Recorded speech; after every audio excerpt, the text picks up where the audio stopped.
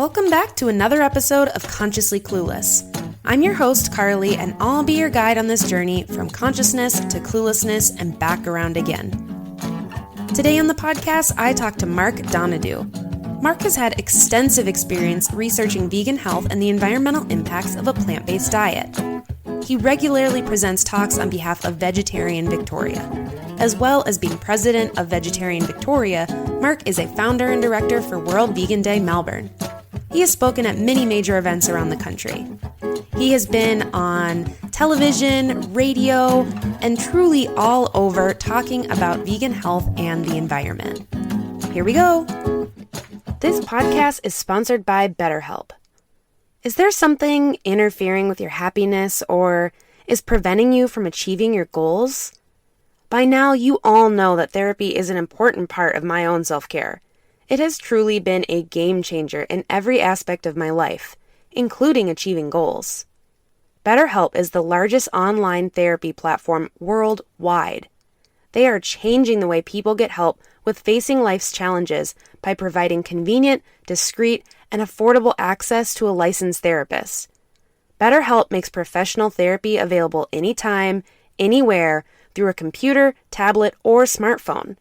You can start communicating within 48 hours. It's not a crisis line. It's not self-help. It is professional therapy done securely online. And I have a special offer for Consciously Clueless listeners. Visit betterhelp.com/Carly and join the over 1 million people taking charge of their mental health with the help of an experienced professional. By using this code, you get 10% off your first month. That's betterhelp.com/CARLY. Take care of yourself today. Thanks again to BetterHelp for sponsoring this podcast. Okay. Well, thank you again for joining me. We worked really hard to make this work, so I appreciate it. Yeah, look, it's an absolute pleasure to be here. Yeah, you staying up late to be on the podcast. Are you normally a night owl, or is this a special occasion so you can? Well, look, I have to admit, I am used to burning the midnight oil on different occasions. I'm trying to cram so many things in, so sometimes that's the only way. And but I think that if you're on a healthy diet, you can actually go with a lot less sleep than you actually need. So and I'm certainly putting that to the test one too many times, I think. But anyway, it's all part of the life experience. Yeah, when you said in our email exchanges that, it would be about 11:30 midnight my time, that's fine. And I was like, okay, that's 2.5 hours past my bedtime. But if that's good for you, that works out great. So you came highly recommended. Claire Mann could not recommend you enough for the podcast. I've talked to her twice and she thought that we should connect. So a huge shout out to her for kind of putting us in touch. Appreciate that. Yeah, well, Claire does a lot of really great work, and she's been very active in the vegan scene for so many years and been supporting the cause. So I'm very honored that Claire thinks that highly of me. Yeah, absolutely. So let's start there. You started World Vegan Day in Melbourne, correct? Yeah. Back in 2003, there was myself and it was Megan Street and Mark Olson. We decided that we were going to start World Vegan Day, and the reason was that at the time that there was a couple of World Vegan Days in Europe that were being held, and that was to mark 50 years since the creation of the word vegan and the formation of the Vegan Society in 1944. They had their first 50-year celebration in 1994, and they had a World Vegan Day. And then they had other World Vegan Days throughout the years, sporadically since then. And it was something that wasn't really that popular worldwide, but we thought that we would make it almost a distinctively Australian kind of thing and make it our own and do it consistently. Because since then, very few places have actually continued with World Vegan Day, but we've been very consistent in having that from 2003. And as a result of that, we have just got bigger and bigger year on year. And we've been really excited about that. So in 2003, you wanted to create World Vegan Day. That means that you were already vegan at that point, I'm assuming? Yeah, yeah, absolutely. I've been vegan now close to 25 years now, Okay. and that was something that I felt passionate about, and at the time it was a very rare thing, to be vegan, Mhm. and very few people understood what it was all about, and we kind of felt very ostracized as vegans, and so it was really important to uh, basically band everyone together. And we decided to advertise this all around Melbourne and let people know about it. We even had radio interviews, we had newspaper interviews, and a lot of people just couldn't believe, that there is such a thing. That was a long time ago now, and they thought that you're going to die of protein deficiency and calcium deficiency, who knows what, and Yeah. it was kind of a very very interesting kind of a time, where there was so much ignorance about veganism, not like it is today, when not a day really goes past where veganism isn't in the headline somewhere, Right. about something.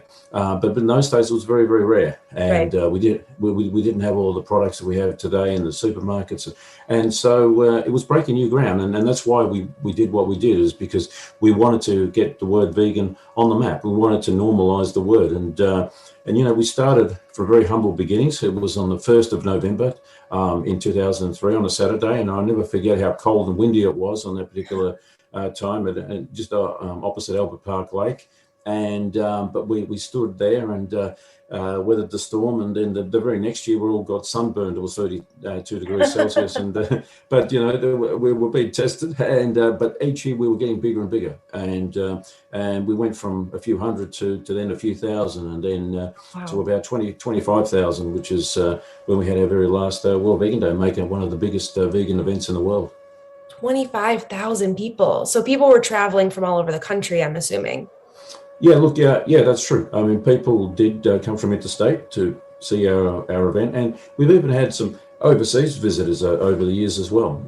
Visit because they've heard about how big it is, and they wanted to check out World Vegan Day Melbourne, and we'd really got this reputation of putting on a really big festival. And the thing about our festival was different to most of the other vegan festivals, and it just didn't focus just on the food and the different vegan vendors, Mhm. and have some speakers, but we made it like a total festival. We had music, we had cooking demonstrations, we had a kids area, an arts area, a fitness area, a fashion area, so many different aspects to the veganism, all on display. We even had an Australian Indigenous section focusing on the vegan component of their diet.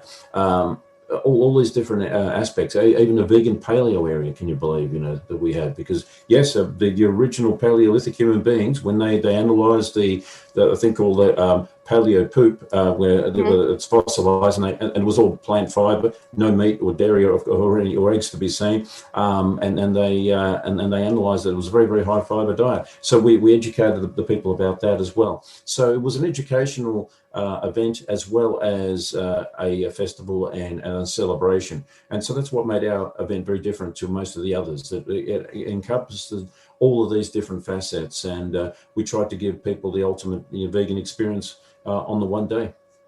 Well, Australia's been on my list for a while, but maybe next World Vegan Day is when I need to make the trip because that sounds really amazing. I am going to put a pin in the paleo thing because I have a question on that, but I wanted to circle back first to if you are planning this in 2003 and you've been vegan for a couple of years, how did you become vegan? What was that journey like for you?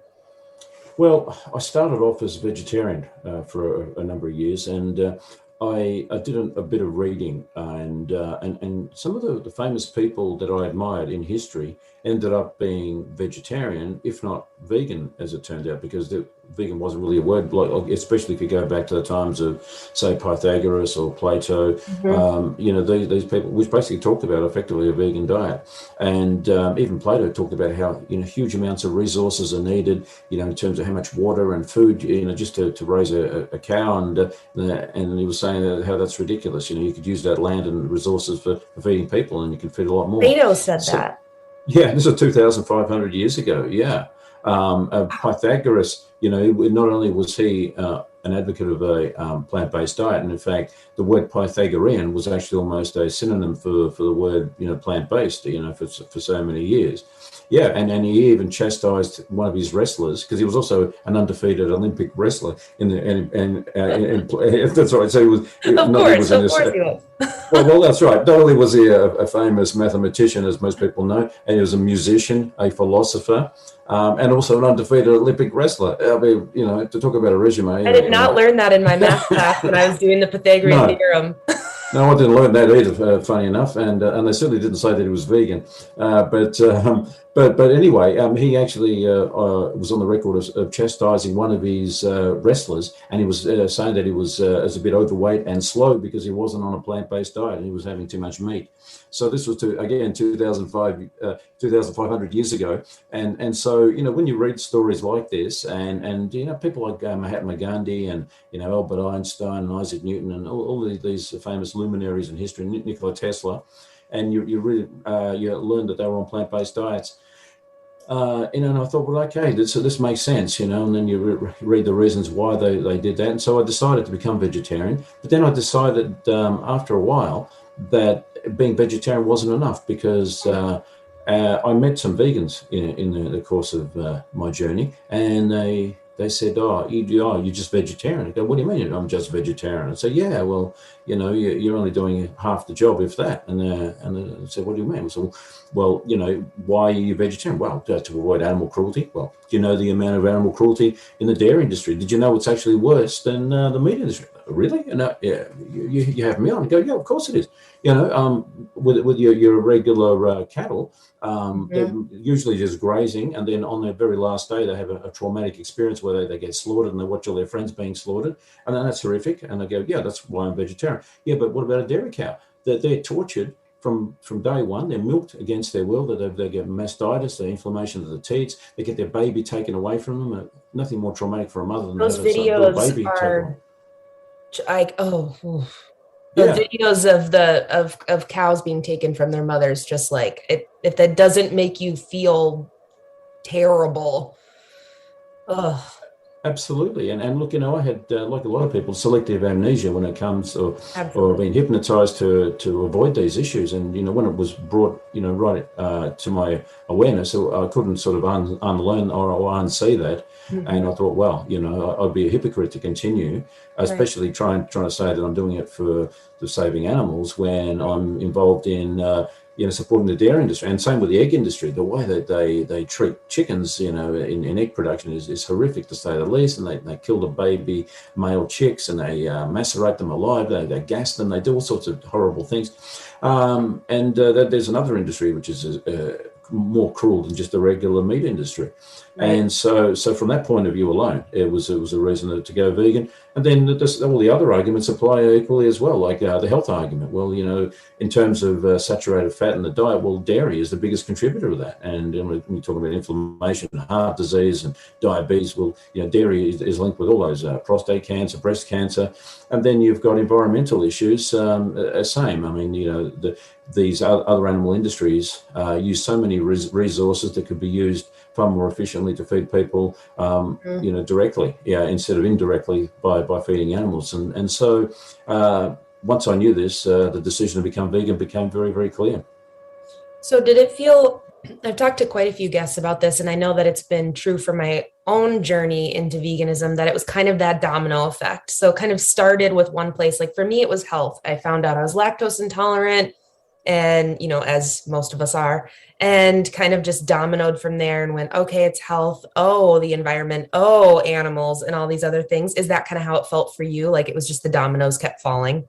Yeah, exactly. I mean, it was interesting. The diet that happened to be the most ethical, the one that caused the least suffering, happened to be the healthiest and happened to be the most environmental. And it was just like one bonus after another. And it was quite incredible, that how it all came into place. And it's almost like when you do the right thing, then it tends to manifest in every area. And it became a revelation, really, when I became vegan, just what a difference it was making. And that's one of the reasons I was passionate about starting World Vegan Day, spreading the message about that, and then educating other people as well. And I would do continually talks on health and nutrition, for example, environmental talks, talk about the animal industries, wherever I could. And that was part of the activism we did. I was also president of Vegetarian Victoria, and we would have many events where we'd have stalls ourselves, and where we'd interface with the public and give out brochures that we'd written, and engage the public, asking them questions about their diet, and try to spark some interest. And I think we were able to have quite a big influence in changing the landscape in Melbourne over quite a few decades, and to the point where we had one of the biggest vegan festivals in the world, in our city. So is that what you are continuing to do since then? Your activism kind of started then, and then it just continued on in terms of giving talks about the environment or health or whatever it is. Is that work that you're still doing? Yeah, look, it is. I mean, obviously, it was impacted a little bit with this, with COVID and lockdowns, and the inability to be able to have events. Right. Yeah, but the last event that we did was in 2019. Yeah. But we still are active, giving out information and supporting the vegan community, and that's something that I'm always passionate about. So I wanted to circle back to the paleo thing, because I think it's so interesting to talk about, particularly in the last few years. The paleo diet and the keto diet really took off. Can we talk a little bit about that? Maybe debunk absolutely. Some of it, and just please, I would love to just kind of go through those things, because I think that it's really interesting. Yeah, look, the keto diet really took off, say, about 10 years ago, when people kept saying, oh, we need to eat like the caveman and get back to basics, and then that's the healthiest diet.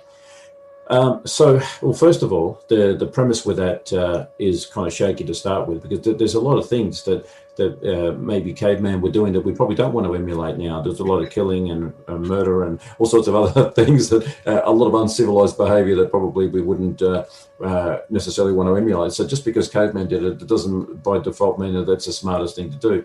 And I know you're not making a joke, but when you say it like that, it seems so obvious that you're like, yeah, maybe it wouldn't be the thing to copy. No. And especially when they actually say, and most of the historians, also talk about how their lifespan wasn't very long either.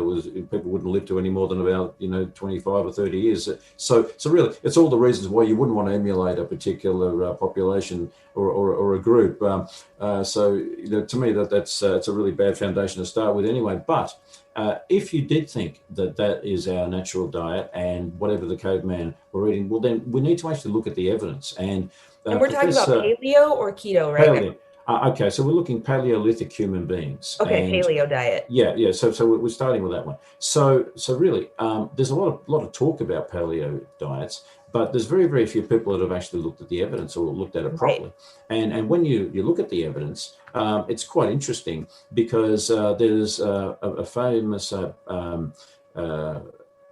historian and a person that's actually looked into ancient diets, and his name is Nathaniel Dominic, and he's one of the most well-known paleontologists, as a matter of fact. And he found that by looking at some of the oldest records, fossil records in particular, of different human beings going back as far as our recorded history can show, he found some interesting things. I think in Mozambique, about 105,000 years ago, there was a Neanderthal man, and they found, when they looked at their teeth, that they had sorghum grass seeds, they had some fruits and berries, but no meat or animal foods to be found at all. They looked at Java man, Peking man in Indonesia and in those Asian areas going back 20 to 30,000 years ago. Again, found fruits, berries, nuts, seeds, right, grains. no meat or dairy there either. And then even more recent population, 12,000 years ago, that there they found examples of agriculture and eating a lot of tubers and root vegetables and things, but again, no real signs of meat. They looked at the tools that they were using, and they weren't tools that that you would associate with killing of meat. They were basically grinding tools and things for grinding seeds and grains and things like this. Mm-hmm. And when they looked at the teeth in particular, and they looked under the microscope to see what was embedded in there, again, that there was so many seeds and nuts and fruits and no meat there. So Nathan Dominy basically said that the ancient human beings and the Paleolithic human beings were in fact plant eaters. Right. Then they also looked at the fossilized poop of these ancient people, and again they found the same thing. And one of the most staggering things was the huge amount of fiber. It was something like about 10 to 20 times the amount of fiber of what we're eating today. Oh, wow. And it was huge amounts, and there was greater percentages of all vitamins and minerals and way in greater excess than what we're consuming today. Again, more evidence that we were plant eaters. So the evidence has actually shown that we're plant eaters, even though there's a lot of people that talk about paleo diets and they automatically assume that meant eating a lot of meat, and yet it didn't prove to be the case at all. And that's not only assumed, but that's kind of what the fad of the paleo diet has become, right? It based on not the Paleolithic people is what you're saying. Absolutely, and and some of the things that they exclude, for example, like some grains and some beans. Well, there's evidence that the most ancient human beings were actually eating them anyway. Mm-hmm. And not only that, there's some evidence that they were even using agriculture far earlier than what we thought as well. So it really puts the whole subject, under the spotlight, and it's very questionable. Some of these people that have kind of hijacked that whole paleo movement to make it almost like an endorsement for eating meat. It really puts that into question, because it didn't appear that was the case at all. Not looking at the evidence anyway. So how did that get hijacked then? Where did that change along the way into this kind of like marketing of a different type of diet? Well, you got to realize that some of the biggest industries in the planet are the industries that support animal agriculture. Right. For example, I remember even going back to about the time of World Vegan Day, I think almost the same year, in 2003, there was a film called Super Size Me. Mm-hmm. And I don't know if you remember that one. And one of the things that they showed in that, and they said that in the same year that the Fruit and Vegetable Association spent their biggest amount of money on advertising, which was something like about $2 million worldwide on their 5 fruit and veg a day campaign. In the same year, McDonald's alone spent $1.2 billion in advertising. And that's just McDonald's. That's not including Burger King, KFC, and the rest of them. And that was 2003. That's right. That was ages ago. And so you can imagine how things have multiplied since then. So right. the amount of resources and the marketing that these industries have is phenomenal, and they'll try every angle. Keto is the latest one, where they're promoting. So and there's always an angle. Yeah, a lot of this kind of meat-based diet fads. It's not new. That they started back in 1972 with the Atkins diet. Robert Atkins was a cardiologist, incidentally. Did he die of a heart attack? Well, he did, and he was about 120 kilos or something, which is massively, well over 200 and something pounds. Mm-hmm. When he died, and they said, "Geez, you're awfully fat for an expert on diets," and he said, "Oh, I'm a bit bloated." Well, I don't know about you, but 120 kilos, it's more than a bit bloated, I've got to say. But anyway, that's always a red flag that, the diet isn't going well. And, and it's funny because the Dr. John McDougall, who's mm-hmm. one of the pioneers in the vegan health movement, he basically did a video on that. And he looked at all of the experts that are promoting meat-based diets, and he looked at their size and he compared them to some of the ones on vegan diets, and you could see it was very, very distinctly different.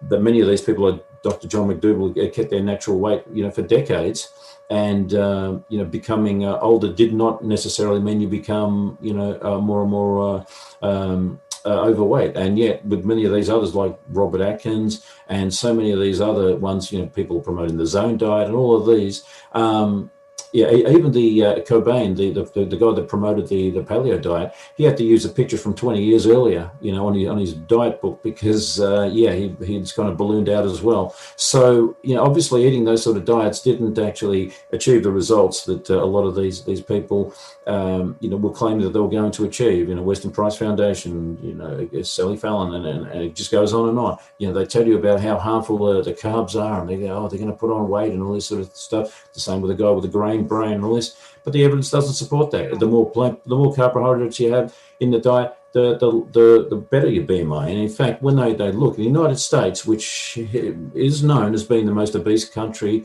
in the world, the only group that has a natural body mass index that is under the limit of 25, which is for the healthy BMI, is the vegan group. It's the only one. And they've got an average BMI of about 23.1.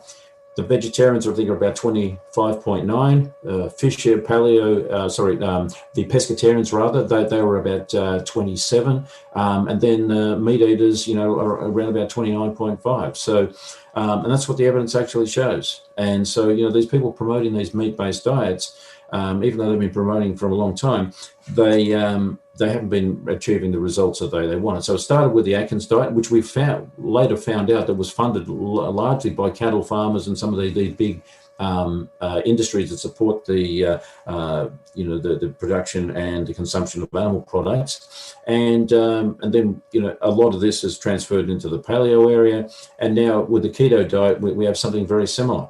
I'd love to talk about that a little bit, because that one I think is, at least in circles I've seen, is persisting as popular still. Yeah, it's a very interesting one, because here, instead of basically just saying high protein and low carb like the Atkins diet, here it's basically saying high fat and low carb. So what's their claim to fame? Their claim to fame is that by doing that you are going to lose weight. You're going to, in theory, get into a process called ketogenesis, and then you are going to burn your fat reserves. That's what the theory is. What actually happens is something very different. You see, what happens when we eat carbohydrates, one of the things that we do is that we produce glycogen, and glycogen is like our energy reserves. And in fact, a lot of athletes, they will carb load, say, before a sporting event for that exact reason, because they want to build their glycogen stores so that when they're performing, they can draw on that, and then they have prolonged energy.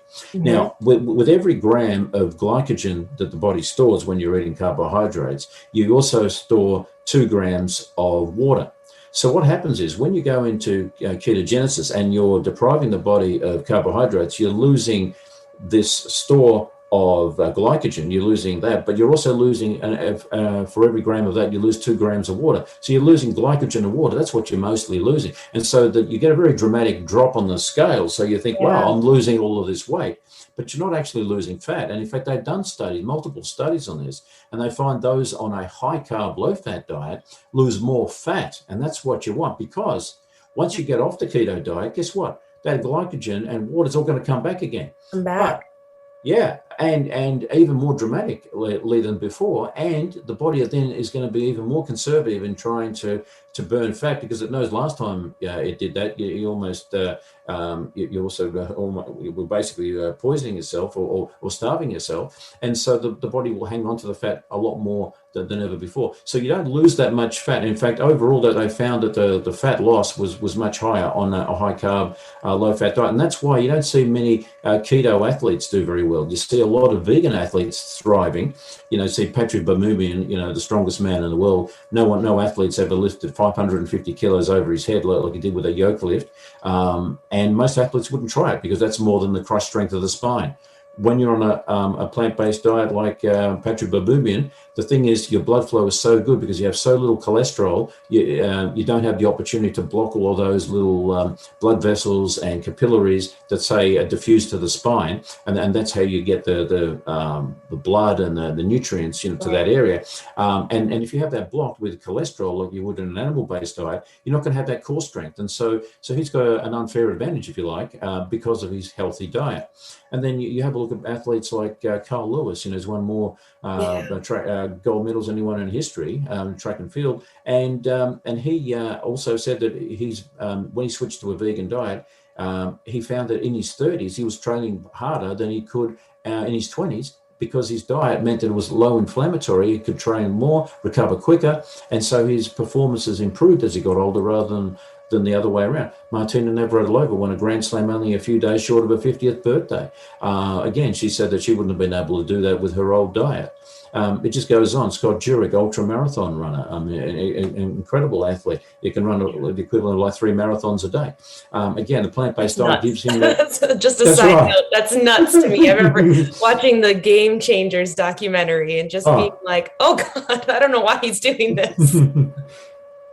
Yeah, I mean, you're so right. I mean, Game Changers was an incredible film, and really bringing this to people's attention, because you always have this perception that you need to be eating meat to be strong, and yet the opposite is actually true. Kendall Ferris is the only man to represent the US in the 2016 Olympics. And he was a vegan. Now, out of the thousands and thousands of meat-eating weightlifters that there are, none of them made the grade. It took a vegan to be able to get there. Again, for the same reason, because your diet is so clean, so you're getting blood flow to all of the muscles, so you get more strength. You don't get the inflammation. You recover quicker, so you can train harder. All those reasons. And so, again, the vegan diet is an unfair advantage, in that respect. So sorry. Yeah, so basically, with the keto diet, you're doing the opposite of what the body wants. Yeah, and in fact, the reason you don't see many keto athletes is because you're actually, once you stop burning the glycogen, then the body starts cannibalizing its own muscle tissue, and that's the last thing an athlete wants. Yeah, and you lose a lot of muscle mass as well, and that's the big difference between a high carb, low fat diet and a high fat, low carb diet.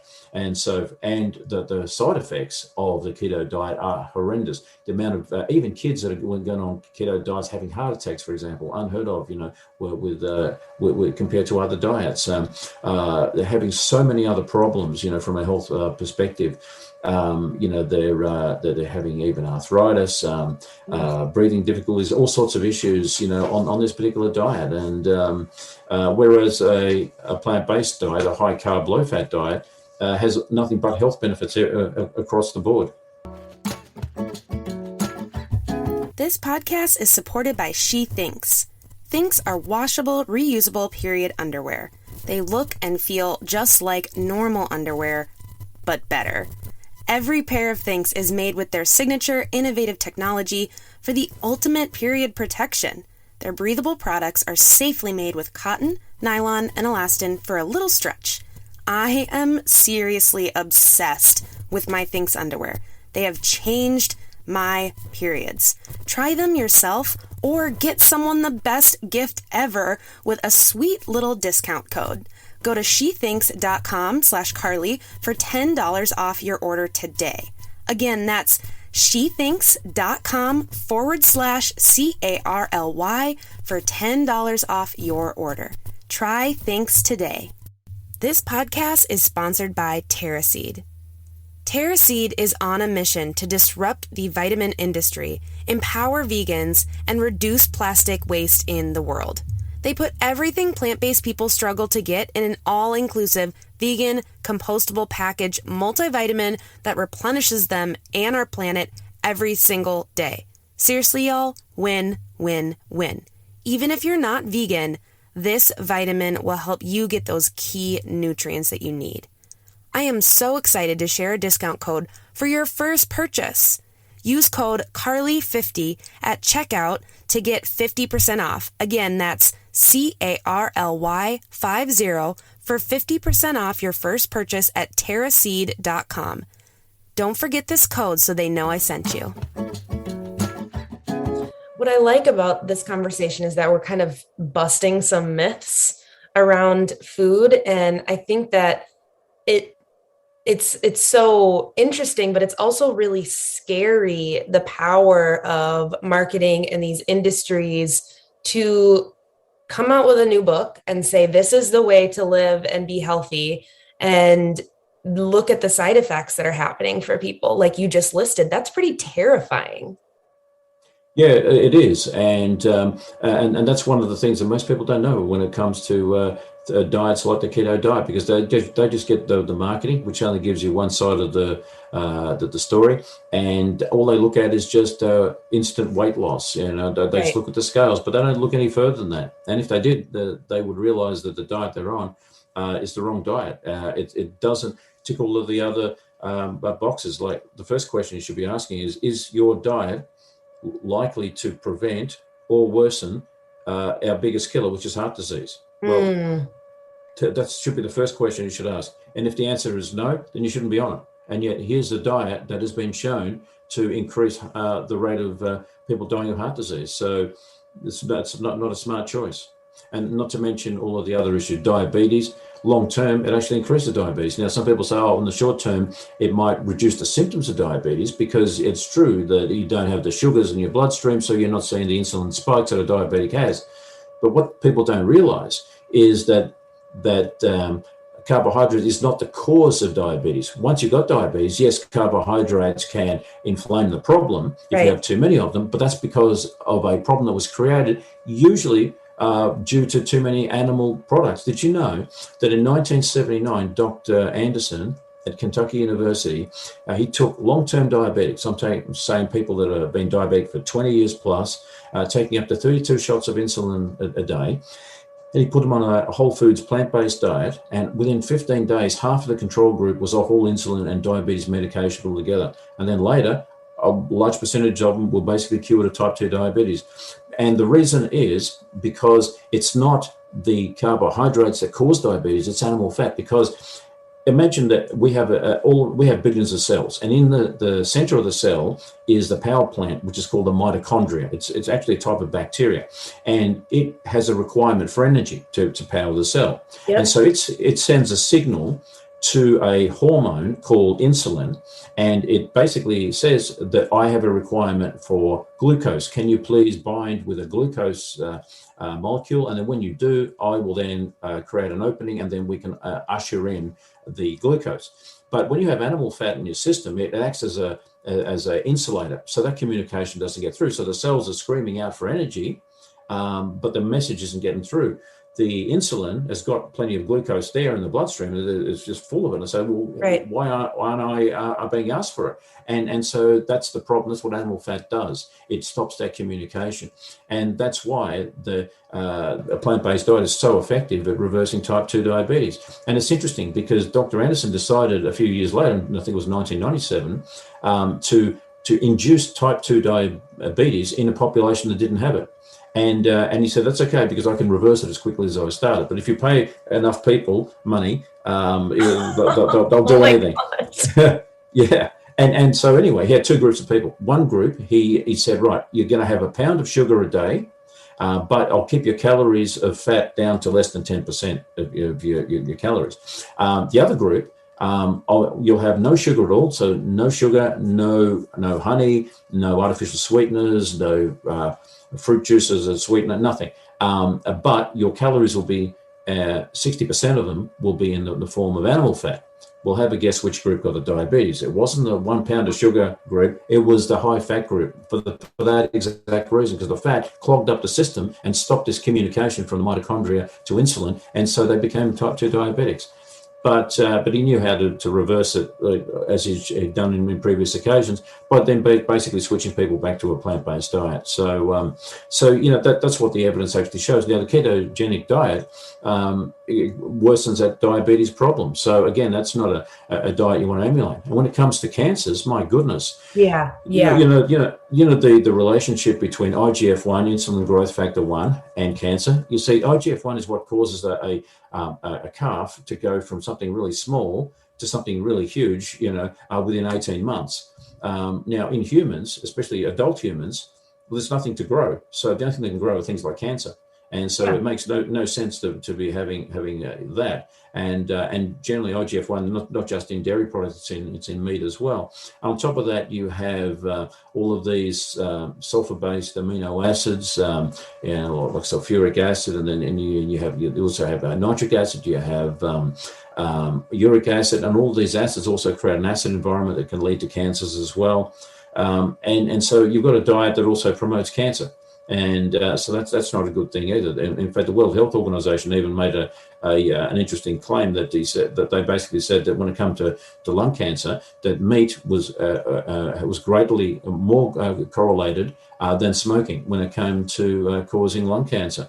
Wow. And in fact, they even highlighted heme iron from animal food as being cancer promoting. They even said that in part cancer is partly a ferrotoxic disease, a disease of too much iron toxicity. And heme iron is largely implicated in that. And then this is what a lot of people don't realize. They think, women in particular are told, eat red meat to have good iron levels. And they're told this continuously. And not only doesn't it work, it's actually detrimental. And as proof of this, you ask anyone who's followed that, did your iron levels improve? It never does, because what happens is when you're that acidic and toxic, and you're having this heme iron, most of it goes to the liver, where the body stores poisons and toxins anyway, because it is actually so toxic to the body. The body has to produce iron through plant sources, and it takes non-heme iron and converts it into heme iron as required. And if you want evidence of this, have a look at studies they did with hemophiliacs. They took a group of hemophiliacs, which need daily blood transfusions, and they gave them 100 milliliters of wheatgrass. And what they found was that they needed 25% less blood per transfusion, because the chlorophyll, which is the blood of the plant, is structurally identical to hemoglobin, which is our blood, except for the fact that the center atom of magnesium, the center atom of chlorophyll is magnesium, and hence it gives the chlorophyll the green color. Whereas with hemoglobin, the center atom is iron, which gives it the red color. But once you've got the structure in place, it's very easy for the body to then transfer the magnesium and put iron in there. And so it builds the blood. And that's ultimately what you want to see. You want to reverse anemia. You want to have good, healthy blood. And that's what plant foods actually do for you. And so, again, we've been given this myth that you need to eat red meat to have good iron levels, and it's not the case, and the opposite's the case. And we're also told, for example, that you need to have calcium through milk in order to have strong bones and teeth. And yet the nurses study from Harvard University, tracking nurses for 13 years, showed that the group drinking 2 glasses of cow's milk or more had more bone fractures, more hip fractures, a lower bone tensile strength than the group not drinking any milk at all. The Bantu in Africa, that consume 1/10 the dietary calcium that the average American or the average Australian, they have some of the strongest bones in the world. They found gladiators in Turkey, and they looked at their bone structure, and then they found that they were vegan because they had high levels of strontium and low levels of different other minerals. And then they said they had to be vegan diets. They found they were the strongest bones that they ever tested. And so, all this information we're told about, having dairy products for strong bones is just simply not the case. The opposite is actually true. And then same with this idea that meat and animal products equals protein. Well, that's laughable as well, because every single plant food contains protein. In fact, protein is a product of photosynthesis. The only reason the lion gets protein is because the wildebeest or the zebra that was eating grass a little bit earlier, and then that's where protein originally comes from.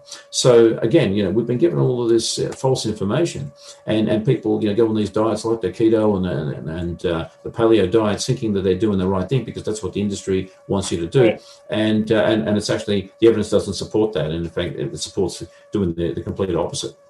So I'm imagining, someone's listening to this and thinking, okay, great.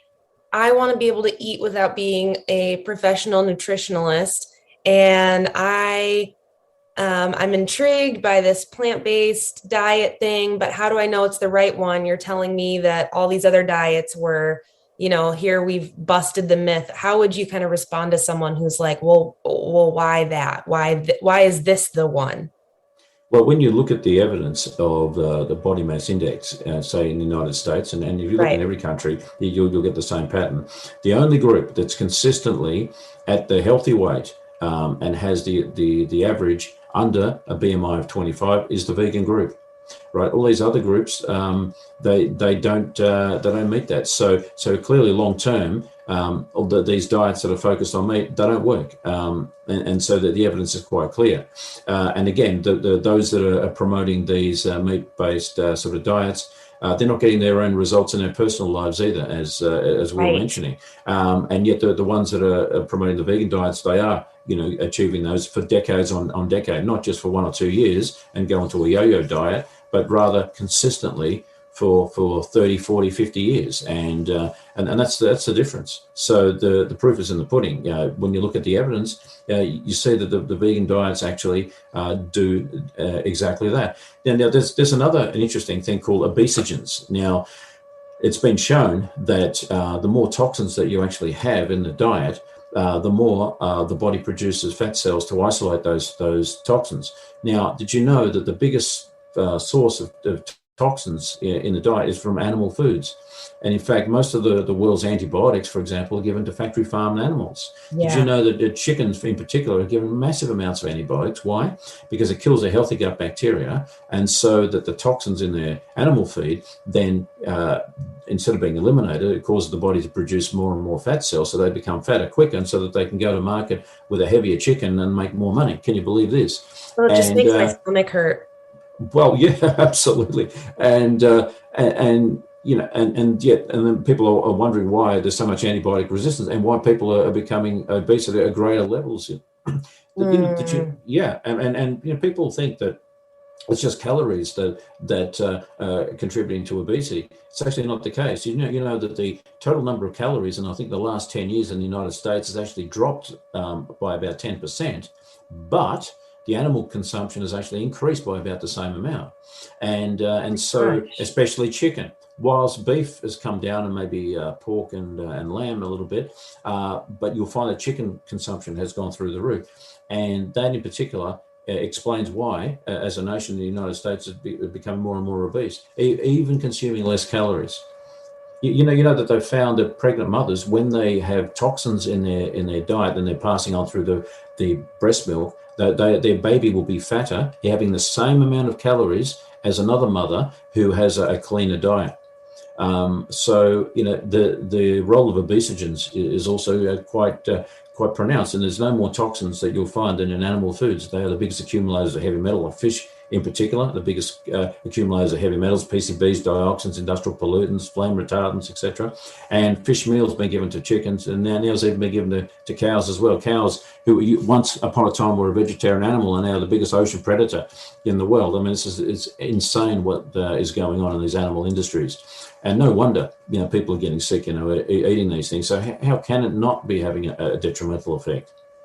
Well, I think what the Game Changers, going back to that documentary, did such a good job at, in a different way, maybe that people will hear differently. I think it was well done in that aspect to kind of maybe get at some of the like tough, masculinity tropes. I think that was really helpful.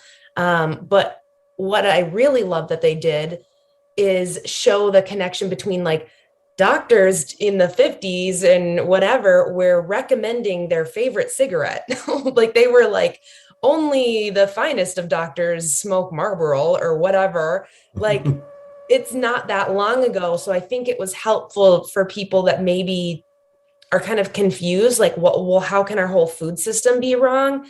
To remember that, like, it wasn't that long ago that marketing was, pushing cigarettes in a different way, just like now it's eating meat. Yeah, look, that's absolutely right. That's a very good point. And you know that the other thing is that a lot of people have a lot of faith in their doctors to give them good nutrition information, Yeah. and yet a lot of that faith is ill-founded, because you know that they did a survey, doctors versus patients head to head, and they published this in the American Journal of Clinical Nutrition. Would you believe the patients outscored the doctors? So the person in the street knows more than their doctor about health and nutrition. And it's funny because they asked the doctors, why is it? How is that even possible? And the answer was, well, we only get like 4 hours of nutrition out of a 7-year medical course. And even then, it's really, really basic kind of information. I think T. Colin Campbell, who is famous for the China study, his son was studying to be a doctor, so he thought he'd tag along and have a look at this valuable 4 hours of nutrition information, thinking this is going to be super concentrated, with lots of references and extra reading to do, and I'm not going to miss this for the world. He turns up there, and it was a lady from I think it was in New York Times, in the cuisine section, and she basically just said something like, "Oh, well, everything in moderation. Yeah, you don't want to eat too much fat, and just watch what you eat," and that was it. That was basically, he could not believe.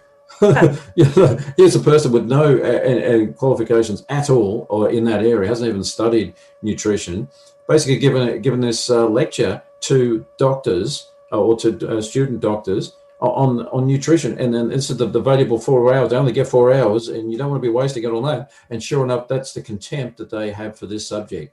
And because it's not in their interest financially to promote that, and the big industries, the ones that were able to get their say, they're the ones that also determine, with the American Dietary Guidelines, and here in Australia, that the same around the world. And these big industries have so much clout, and no wonder, doctors are confused, when it comes to health and nutrition. In fact, there was one study I saw that first-year medical students did far better than seventh-year medical students in a health and nutrition quiz, because by the time that they'd been indoctrinated with all of this industry propaganda, they ended up knowing less about the role of food and health, and so that's the state we're in. So we can't rely on doctors for giving us health information.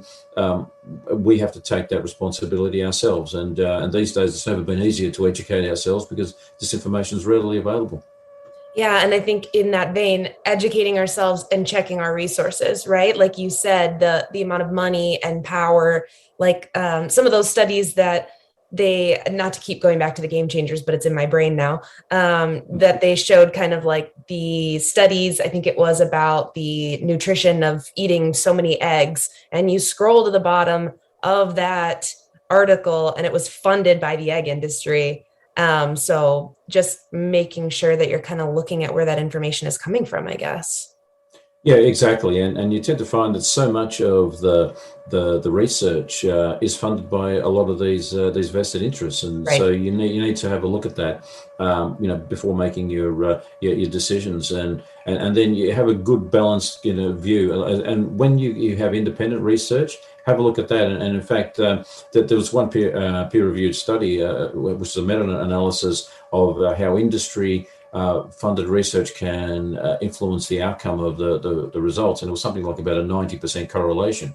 So that when a particular industry is sponsoring a study, it tends to give a favorable outcome, to that industry, and so we have to be careful of that, and especially when these industries are as powerful as they are, and they're funding so much of the research. And in fact, it's particularly the case with dairy research, where they how many occasions, this is what they would do to prove that dairy helps you lose weight. They would have one control group where they would have almost an unlimited number of calories, but they would restrict the dairy to virtually nothing, and then they would say, well, that group that didn't have dairy increased their weight, and then the dairy group, that they would have a small amount of dairy, but they would restrict the calories massively, so that group ended up losing weight in spite of the dairy, and then they would say, look, see, dairy makes you lose weight. I mean, infuriating. yeah, it is, and that's an example of that kind of research that does occur. So you have to be careful, when you're looking at this information. So, wow to all of the information you just shared. That's not the right word, but I think that that's so helpful for people, because the way we just talked about some of those different diets and everything, that's the kind of conversations I love having, because it's really pushing some of what we have, we see as what we should be doing, and just really questioning that and questioning everything. Claire Mann, I think, is really good at reminding me and pushing me to really question things. So I thank you for that. I have a few kind of fun bonus questions, but that's just kind of for subscribers, people. But before that, did you have anything you wanted to share or anything I didn't give you space for yet? Look, the main thing that I think is important for most people is to do their own research when it comes to health and nutrition. Yeah, and there are a lot of good resources that you can draw upon. When you're talking about just health information, nutritionfacts.org is one website that's got a lot of that information. There's books that I'd recommend, like the China Study, for example. I think is a great resource and a good introduction to know what a population like China, for example, when it was studied with 880 million people over a 30-year period, the difference that certain diets make. When you look at certain provinces that have a lot of health issues, and you tend to find that they're the ones eating the most animal products, and you look at the provinces not eating animal products, and they're almost devoid of these major illnesses. I think that's important, and it's good looking at studies like that, like the blue zones, where you look at the long living populations, and the more plant diets they are, the longer they tend to live. So, I encourage people to look at that kind of information, where you look at big numbers of people over a long period of time, and then you really get a really good idea of what's going on, and you become less likely to be fooled by just some latest study that is trying to tip things in the direction of a particular industry. And a classic example of that I remember was this study that came out. It was about 15 years ago, and it was published in the BBC. And it basically said the vegetarian diets lead to heart disease, which I thought was laughable, because if there's one diet that is the best against heart disease, a plant-based one. So how on earth did they say that? Well, what they did is they basically, first of all, they had the word vegetarian in there, and as it turned out, that they had a group of three groups of people. They had vegetarians, vegans, and meat eaters. Now, to be in the meat-eating group, in this particular study, which was at Bristol University, you had to consume less than 8 grams of meat a day, which is virtually next to nothing, as it turns out. And you had to be a member of a health club or a gym, and you also needed to have a BMI of less than 25, which most meat eaters are way over that. So you had a very, very selected group, which is totally non-representative. And that was your meat eating group. Now, the vegetarian group and vegan group, all you had to do is just say on a survey, yes, I'm vegetarian, or yes, I'm vegan. Well, how many people do you know that they say they're vegan, and then the next day you see them eating a hot dog or something, and say, well, hang on, what are you doing now? Oh, I only eat that once in a while. When you just feel a survey and you're not being monitored, that's not representative. And so by default, the vegetarian and the vegan groups that they actually had were eating more animal protein, especially the vegetarian group, which is the one that they use in the headline, was actually eating more animal protein by default than the meat eating group, which was eating less than 8 grams of meat a day, which no meat eater really eats as little as that. He wouldn't bother. And so and they were selected so that they had a particular BMI that made them healthier anyway. And so, of course, in that group, they were going to have less heart disease. And then that's how you distort the data. So that's why it's important to look beyond the headline and look at the studies and who's funding it and how did they actually construct the study. That's the level of detail you need to go into. And if you do that, then you'll understand what's really going on, who's telling the truth and who's actually trying to distort the truth. That's really... Lost my mic there for a second. That is really, really good advice. And I think that sometimes that can feel overwhelming, but it's important to remember that can make you feel empowered, kind of take some of your power back as a consumer, particularly with food. But most definitely. And once you have confidence that you are the best judge for what's best for you, then it does empower you, and it empowers you in so many other areas. And then when you're feeling good physically, then you can think well, you can work well, and your whole life improves. So I couldn't recommend it any more.